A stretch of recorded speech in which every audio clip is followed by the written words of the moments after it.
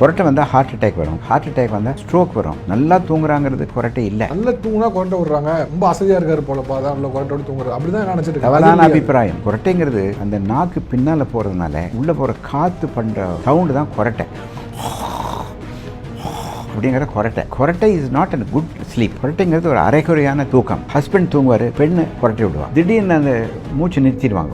ஒரு half a மினிட்டுக்கு மூச்சே வராது. ஐயோ ஐயோ அப்படின்னு எழுந்திரிச்சு உட்காரும். கண்டினியூஸாக ரெம் ஸ்லீப்புங்கிறது தூக்கம், டீப் ஸ்லீப்பான அப்படியே 4 மணி நேரம் தூக்கி வரணும். எப்படின்னா ஒவ்வொரு மணி நேரமும் தூக்கத்தை கெடுக்கக்கூடிய அந்த கொரட்டை. தூக்கம் சரியா இல்லைன்னா பிளட் ப்ரெஷர் மேலே போகும். உடம்பு தடியாக இருக்கிறவங்களுக்கு கொரட்டை வரும். கொரட்டை வந்தால் ஹார்ட் அட்டாக் வரும், ஹார்ட் அட்டாக் வந்தால் ஸ்ட்ரோக் வரும். இது ரெண்டும் வரலன்னா முழங்கால் எல்லாம் வலிக்கும். பாலிசிஸ்டிக் ஓவேரியன், ஆமாம், பாலிசிஸ்டிக் ஓவேரியன் சிண்ட்ரோம். அவங்களுக்கு கல்யாணமான குழந்தை பிறக்கிறது லேட்டாக. இது எப்படி சார் கண்டுபிடிக்கிறது?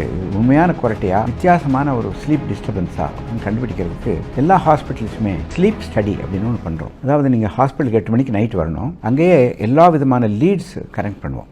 ஒரு 12 லீட்ஸ் ஃபார் த ஹார்ட். அதே மாதிரி மூச்சு நல்லா விரிஞ்சு வருதாங்கிறதுக்கு ஒன்று. இந்த மூளைக்கு ஒரு 4-5 லீட்ஸ் கனெக்ட் பண்ணி will connect to your machine. 9 மணிக்கு 10 மணிக்கு தூக்கம் வரதுனா தூங்கலாம். உங்கள் ரிலேட்டிவ்ஸ் பக்கத்துலேயே ஒரு கவுச்சில் தூங்கலாம். இந்த டெக்னீஷியன் அடுத்த ரூமில் கம்ப்ளீட்டாக ஒரு கிளாஸ் விண்டோவில் பார்ப்பார். கம்ப்ளீட்டாக 8 மணி நேரம் 10 மணி நேரத்துக்கு அந்த கம்ப்ளீட் ரெக்கார்டிங் வரும். இந்த டைமில் உங்களுக்கு பிளட் ப்ரெஷர் எப்படி மேலே ஏறுது, உங்கள் பல்ஸ் ரேட் எவ்வளோ ஜாஸ்தி ஆகுது. நைட்டில் தூங்கும்போது பல்ஸ் பிபி குறையணும். சப்போஸ் பகலில் 140-80 இருக்குன்னு வச்சுக்கோங்களேன், நைட்டில் 120க்கு வரணும். பிளட் ப்ரெஷர் பேஷண்ட் நீங்கள் 160 இருந்ததுன்னா நாக்டர்னல் டிப். நைட்டு 12 மணிக்கு உங்களுக்கு நல்ல தூக்கமாக இருந்தால் பிபி கண்டிப்பாக குறையணும்.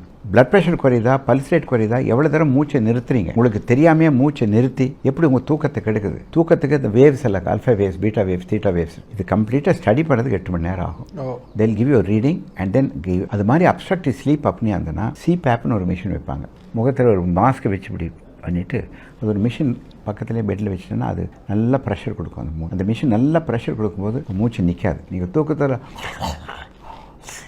அப்படிங்கிறதுக்கு மேலே அந்த மூச்சு ஃபாஸ்ட்டாக உள்ள பம்ப் அடிக்கிற மாதிரி காற்று அடிக்கும். நல்லா நிம்மதியாக தூக்கம் வரும். போஸ்ட் சிபேப் பைபேப் மிஷினை போட்டதுனால அதே அந்த ஸ்லீப் ஸ்டடி பண்ணும்பொழுது அந்த மாறுபட்ட அந்த கம்ப்ளீட்டாக நல்லாயிடும். இப்போ இது வந்து ப்ரெஷர்னால தான் இது மாதிரி வருது, பிளட் ப்ரெஷருக்குனால தான் அந்த மாதிரியான ஒரு மாதிரி சவுண்ட் இல்லை.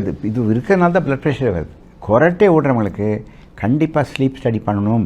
ஸ்லீப் ஸ்டடி பண்ணும் பொழுது என்ன வித்தியாசங்கள் வருது, பேராமீட்டர்ஸ் என்னெல்லாம் மாறுது, உங்கள் உடம்புல என்ன விதமான பேராமீட்டர்ஸ் வருது, அது உடம்புக்கு ஊர் விளைவிக்கக்கூடுமா, ஹார்ட் அட்டாக் கண்டுபிடிச்சிடலாம். ஸ்லீப் ஸ்டடிங்க அது எப்படி நீங்கள் இசிஜி எடுக்கிறோம், எக்கோ கார்டியோகிராஃப் பண்ணுறோம், ட்ரெட்மில் பண்ணுறோம், கேத்லாப் செக் பண்ணுற மாதிரி இது ஒரு respiratory obstructive study. Obstructive sleep apnea. அப்னியாங்கிறது மூச்சு நிறுத்துறது. தூங்கும்போது மூச்சு டப்பு நிறுத்தினா பதட்டப்பட்டு எந்திரிச்சுவாங்க. அதே மாதிரி பகலில் தூக்கமாக வரும். இந்த நைட்டில் சரியாக தூங்கலைன்னா பகலில் தூக்கம் வரும். பகலில் தூக்கம் வரும்போது நீங்கள் டிரைவிங் பண்ணும்போது ஆக்சிடென்ட் ஆகும்.